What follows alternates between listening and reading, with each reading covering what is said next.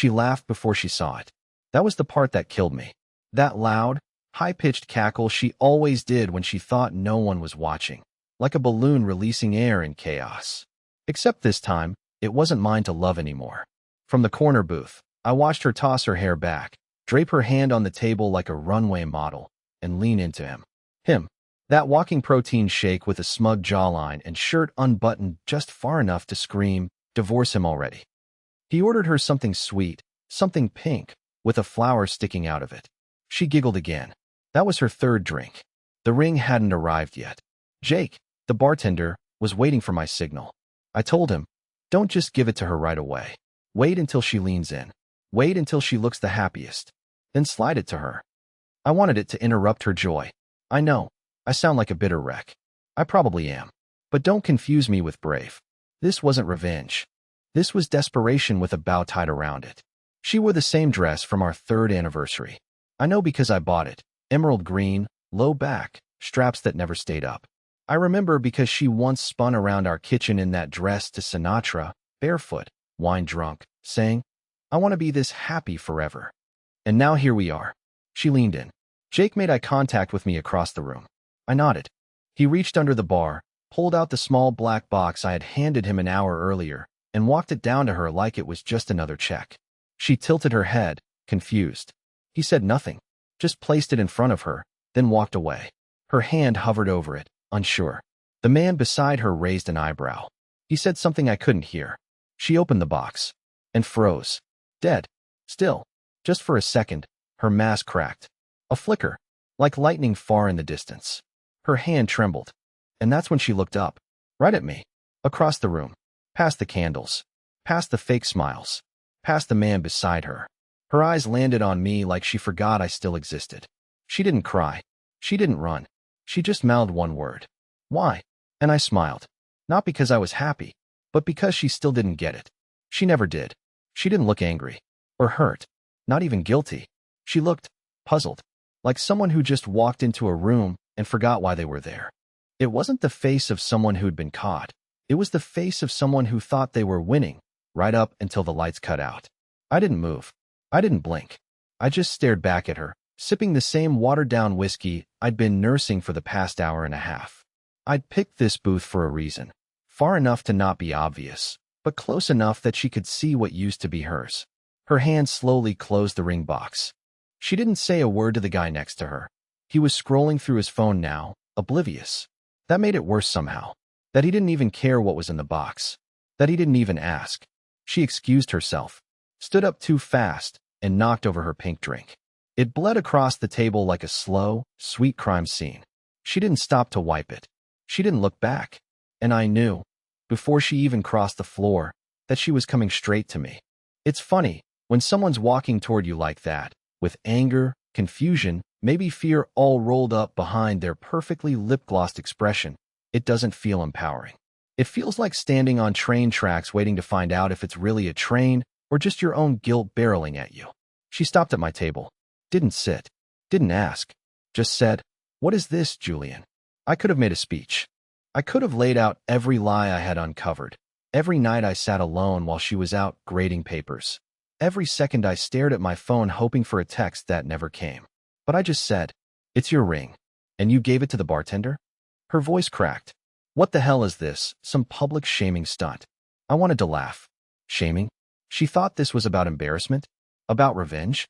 As if I had that kind of spine. No, this was grief with a pulse. This was the last act of a man who couldn't figure out how to stop loving someone who made him hate himself. I leaned forward. "It's your ring. That's all. It doesn't belong to me anymore.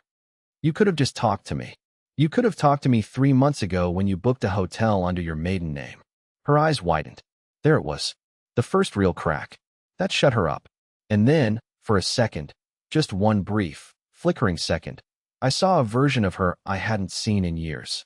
The vulnerable one. The girl who once held my hand under the table at her dad's funeral.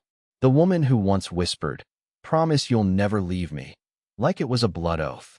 But that version of her died somewhere between lie number 5 and business trip number 7.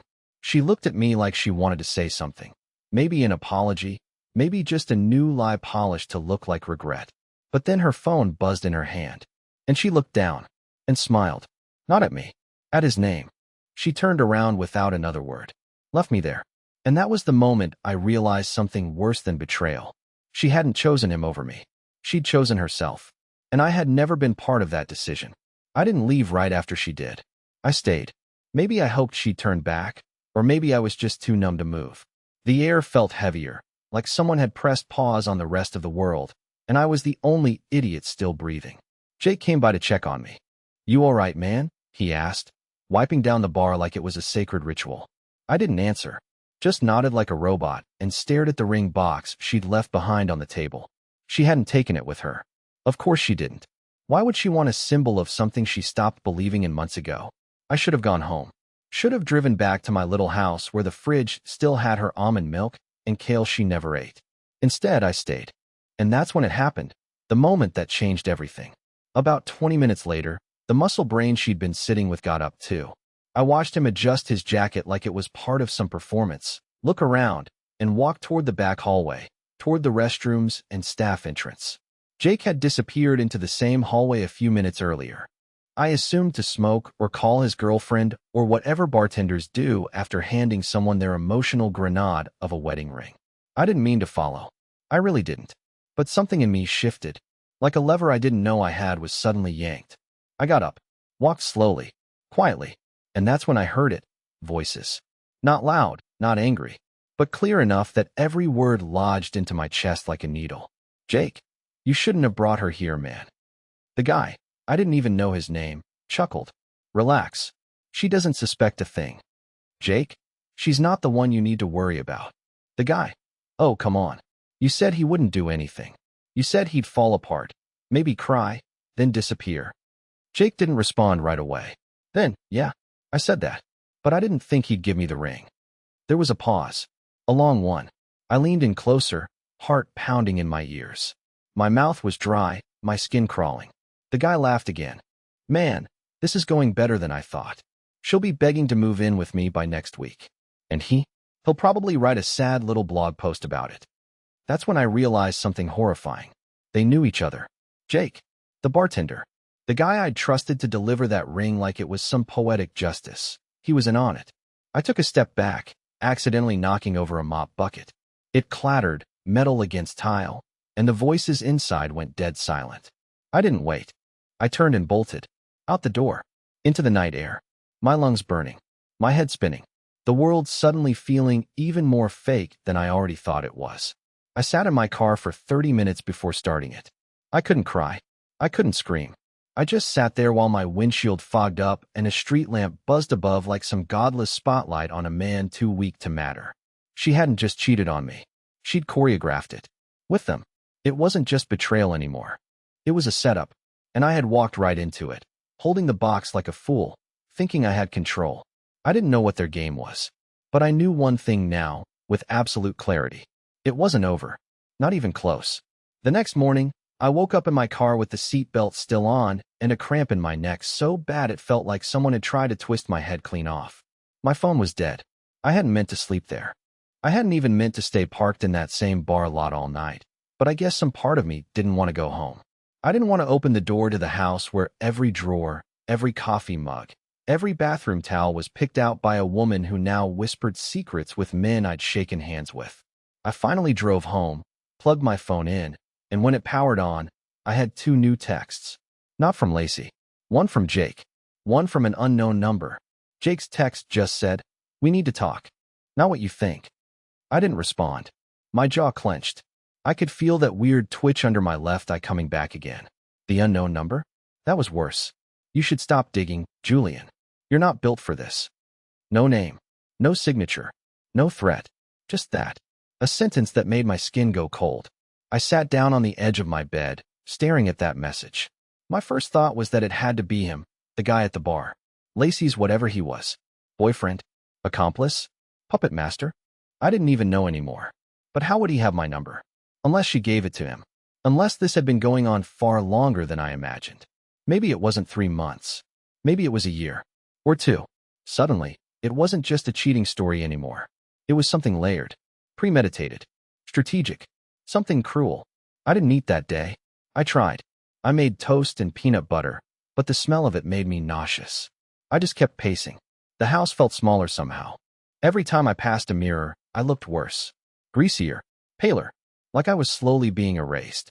That afternoon, I went to my office to grab a USB drive, just to back up some photos and docs before my head exploded. And that's when I noticed it. My desk drawer was open, just slightly. I never leave it open. Inside was my journal. I'd kept one for years, a dumb habit I picked up from a therapist I stopped seeing after 2 sessions. The journal was cheap, fake leather, held together by duct tape and shame. But it was private, completely private. I never told anyone about it. I never brought it out of that drawer. Until now, it was open. Pages turned. Not just skimmed, folded. I picked it up slowly. My hands were sweating. And inside one of the pages was a sticky note. No handwriting. Just a drawing. A little smiley face. But the eyes were excess. Someone had been in my house. I checked the locks. The windows. Nothing broken. Nothing forced. Just violated.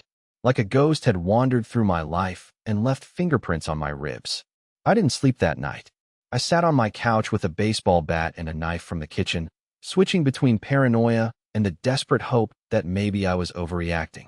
That maybe this was just the unraveling of a man with too many unanswered questions. But deep down, I knew better. This wasn't just about cheating anymore. This was something bigger. And for the first time, I was starting to realize. I had no idea who my wife really was. And maybe I never had. The morning after the journal incident, I didn't go to work. I didn't call in. I just didn't go. There was no point. I couldn't sit at my desk pretending to care about staff evaluations and PTO requests while someone was reading through the most vulnerable pages of my mind like it was a Sunday newspaper. Instead, I sat on the edge of the bathtub for almost an hour, fully clothed, lights off, letting the water from the shower head mist onto the tiles like distant rain. My reflection in the bathroom mirror looked like someone who had been halfway erased. I stared at my own eyes and thought, "You're the last person who knows what's real anymore." Around noon, I made a decision. I was going to follow her. Not in a trench coat and sunglasses kind of way. I wasn't channeling some gritty film noir detective. I was just a guy, a broken, twitchy, exhausted guy, who needed to understand if any of this had ever been real. And if not, what had it actually been? I knew her routine, or thought I did. Tuesdays she had planning hour at a local cafe with a coworker named Jenny. At least, that's what she used to tell me. I never met Jenny. Never saw a selfie or a text. Just a name spoken like a password I wasn't allowed to challenge. So I waited outside the cafe that afternoon. Engine off. Hoodie up. The air was heavy with rain that hadn't fallen yet. I watched every person who entered. Most alone. A few in pairs. No Lacey. Until 2:17 p.m. She appeared, wearing a navy coat I didn't recognize, walking quickly, hair in a braid she only did when she didn't want to be noticed. That, right there, should have been enough. But I kept watching. No Jenny. No coworker. Instead, she went inside, stayed for no more than 5 minutes, and came back out holding a plain white envelope. She didn't look around. She didn't smile. She just got into her car and drove off, but not toward the school. I followed. For turns. No traffic. Then into a part of town we never went to. Too far. Too quiet. Industrial. Mostly warehouses and fenced-in buildings with faded logos. She turned into an unmarked lot, parked, and walked around the side of a squat gray building. There was a black door. No sign. No windows. Just a keypad and a buzzer. She entered a code and went inside. I waited 30 minutes. Every second felt like a brick being added to my chest. Then, I did something unbelievably stupid. I got out and checked the door. It was locked, obviously. But as I turned to walk back to my car, the buzzer clicked. A delay. Or a glitch. Or maybe something else entirely. The door opened. Just slightly. Enough to tempt me. So I stepped inside. It was cold. The air smelled like metal and old receipts. The hallway was lined with closed doors. No signs. Just numbers. I heard a voice at the end of the corridor, muffled, sharp, male. I took 3 steps forward. And that's when I saw it. Room 4B. Door cracked. Light spilling out. On the wall just beside it was a corkboard. Photos. Printed emails. Strings of red yarn. Like something out of a bad thriller, except my face, my actual face, was on one of the pages. Blown up. Grainy. A screenshot from a street camera I didn't even know existed. pinned beside it. Lacey, smiling, and a note in Sharpie. He's getting too close. Plan C if necessary. I didn't breathe, didn't blink. I just stared at my own face surrounded by scribbled notes and arrows, feeling the final pieces of my reality peeling away like wallpaper soaked in gasoline. I didn't hear the footsteps behind me until it was too late. I woke up in the dark. Not the kind of dark you get when your power goes out during a thunderstorm. No, this was deeper, a kind of manufactured darkness. I couldn't tell if my eyes were open or closed at first. Everything felt numb, and my mouth tasted like copper and chalk. I wasn't tied up. That was the first thing I noticed. No restraints, no bruises. Just a pounding behind my eyes and the unmistakable weight of confusion sitting on my chest like a brick. Then I remembered the last thing I saw. The board, the photos, the words Plan C. My face in the middle like some red-flagged criminal. I sat up slowly, feeling the floor beneath me. It was soft, carpeted. Not what you'd expect if you were thrown into a warehouse basement to be interrogated. The room was completely silent, and the air smelled faintly of lavender. That's when I realized something worse than being kidnapped. I knew this place. My brain wasn't ready to accept it at first. I tried to tell myself it was a hallucination or maybe a very elaborate trick. But the wallpaper on the far wall, blue-gray with a tear near the ceiling, was the same wallpaper from Lacey's childhood bedroom, her parents' house, which had been sold 2 years ago. I stood up, wobbling, my balance still off. There was a single lamp in the corner, now glowing a warm orange. It hadn't been on a moment ago. Or maybe it had, and my brain was just rebooting. I reached for the door. It opened easily. On the other side wasn't a hallway. It was a kitchen, her mother's kitchen, but cleaner than I remembered, almost like a showroom version of it.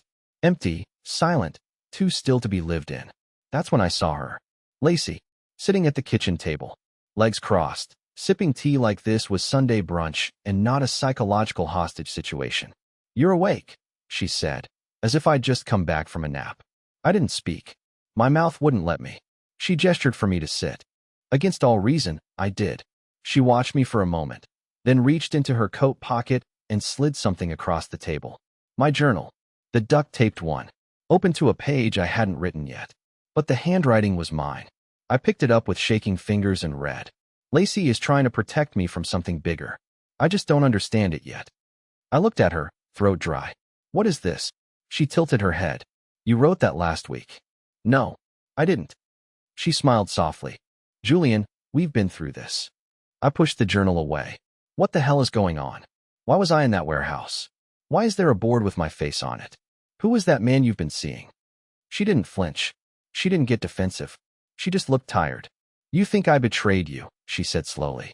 "And I don't blame you. That was part of the protocol. You were supposed to think that. You had to. Otherwise none of it would stick." "None of what?" I asked, my voice cracking. She looked up, and for the first time, I saw something new in her eyes. Not guilt. Not fear. Pity. "You were the one who asked for this, Julian.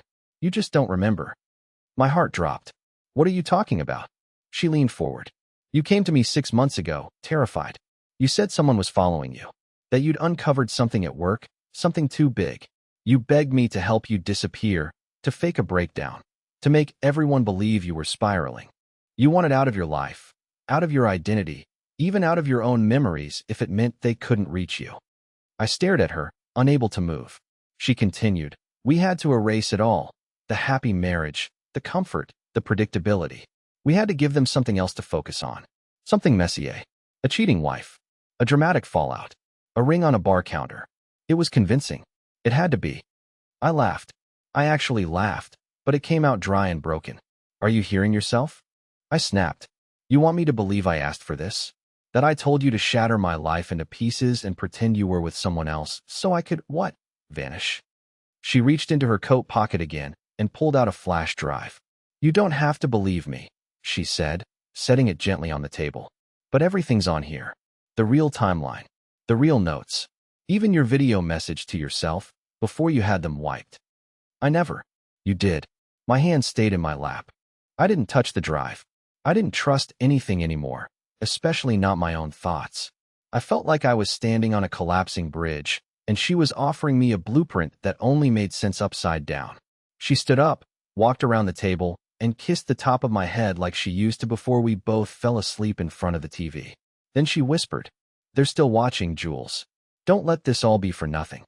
And then she left, leaving me alone in a house that shouldn't exist, holding a drive that might unravel everything, or confirm that I had lost my mind long before I ever saw her with him. I didn't watch the flash drive right away. For hours, I just sat there at the kitchen table, the little silver thing lying between my palms like a loaded weapon I didn't know how to use. The house was still quiet, impossibly quiet, and I kept thinking that if I listened hard enough, maybe I'd hear Lacey's footsteps coming back through the door. Maybe she'd forgotten something. Or maybe she'd walk in and say, "Okay, that was a test. It's over now. You passed. Let's go home." But no one came. And the longer I sat there, the more something inside me started to fray, like a thread being pulled through the hem of a life I thought I'd understood. I found a laptop in the upstairs bedroom. It booted up without a password. The desktop background was a photo of the beach. Empty, no people, just gray sky and cold water. No apps, no clutter. Just a single folder titled Julian. I plugged in the drive. It took a second to load. Inside were 5 files, each one labeled only by a date. No descriptions, no clues. I clicked the oldest one, a video file from 6 months ago, and then I saw myself, or at least someone wearing my skin. He looked tired, pale, eyes sunken, voice low. The video was shot in a dim room, possibly a hotel, judging by the patterned wallpaper and cheap lamp in the corner. He looked directly into the camera and said, "If you're watching this, then it means the protocol worked. Which also means you don't remember why we did this. I'm sorry, but you asked for it. You begged for it." My breath caught in my throat. He continued, "You said you couldn't live like this anymore. That the surveillance was getting worse. That they were in your phone, your walls, even your dreams. You didn't know who to trust, not even me. And I'm you." He paused, rubbed his face. "You told Lacey to play the villain. You asked her to break your heart so they'd stop watching. You said if they thought you were shattered, you'd be safe. That no one tracks a man who has nothing left." I hit pause. My fingers were shaking. This was a joke. Some twisted performance. Maybe AI generated. Maybe someone deep faked it just to mess with me. Except, I knew that face. The scar above the left eyebrow from when I fell off my bike as a kid. The chipped tooth from college hockey. The way I shifted in my seat, cracking my knuckles out of nervous habit. That was me. But I had no memory of making that recording. None. I opened the next file. More video. This time, I was in a different location, a parking garage. The audio was bad, but I was whispering something, pointing the camera over my shoulder at a black SUV parked at the far end. Then I zoomed in. Inside, a man in a gray suit sat motionless. I was narrating, 3rd day in a row. Same car. No plates. He doesn't move until I move. The 3rd file was even worse. It showed Lacey, crying, alone, sitting on a bed I didn't recognize, holding one of my old sweatshirts. She was talking to the camera. "You told me this would be temporary. That I just had to convince you. The future you. That I'd hurt you. That if your pain looked real enough, they'd stop tracking. I didn't know it would be like this. I didn't know it would change you so much. Sometimes I wonder if I lost you before this even started." I had to stop the video. I couldn't breathe. What was this? Was I paranoid? Was I part of something I didn't understand? Or was this an elaborate narrative built by a broken mind to protect itself from the truth? I opened the 4th file. It wasn't video. It was a document. Dozens of pages. Scans of therapy notes. Psychological assessments. Journal entries with my handwriting. Diagrams. A recurring phrase highlighted in red. Deliberate identity fragmentation as a form of self-preservation. Page after page, it became clear. This wasn't about a cheating wife. This was about a man who had orchestrated the death of his own identity, piece by piece, so that no one, not even himself, could follow the trail back to whatever he'd seen or whatever he'd feared would follow him. I was the architect of my own collapse. I had begged her to destroy me, and she had, perfectly, flawlessly, out of love. I reached the final file. A video again. Me, the same tired, haunted version of myself, looking straight into the lens with swollen eyes and a broken voice. "If you're still watching, you're almost free. But there's one more thing you need to do before this ends." He leaned closer to the camera. "You need to go back. To the warehouse. To room 4B. There's a case file hidden behind the corkboard. It's yours. The original. It's the only thing they couldn't destroy. But be careful. He looked down, hesitated, then whispered, "You weren't the only one who vanished." The screen went black, and I sat there, staring at my reflection in the blank monitor, realizing for the first time that maybe the betrayal I'd felt wasn't between me and Lacey. It was between me and the version of myself that had seen too much. I drove through the rain with no music on, windshield wipers slashing rhythmically against the quiet. Every mile closer to the warehouse felt like pulling the pin on a grenade in my chest. I wasn't sure what I'd find, or if I even wanted to find it, but I knew I couldn't keep living in the space between memory and madness. Room 4B wasn't locked this time. In fact, the entire building seemed deserted. Hollow, like it had been left in a hurry, like something once lived there but had since been scrubbed out. The hallway echoed with my footsteps. Dim lights flickered overhead, and the door creaked open when I touched it. The corkboard was still there, still cluttered with half-torn pages and string, but something was different now. The air felt stiller, heavier, not dangerous, just final. I pulled the board away from the wall, hands trembling. Behind it, taped into a hollowed-out cavity in the drywall, was a slim black folder. Inside were photographs, transcripts, reports I couldn't fully process at first, fragments of something big, something real. Whistleblower documents, possibly stolen intel, names redacted but linked to companies I recognized. It hit me like a flood. I'd seen something. Months ago. Something I wasn't supposed to see. Something too big to ignore. And it had broken me.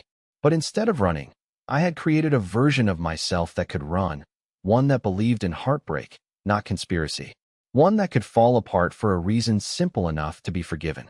And Lacey had helped me do it. She hadn't betrayed me. She'd saved me.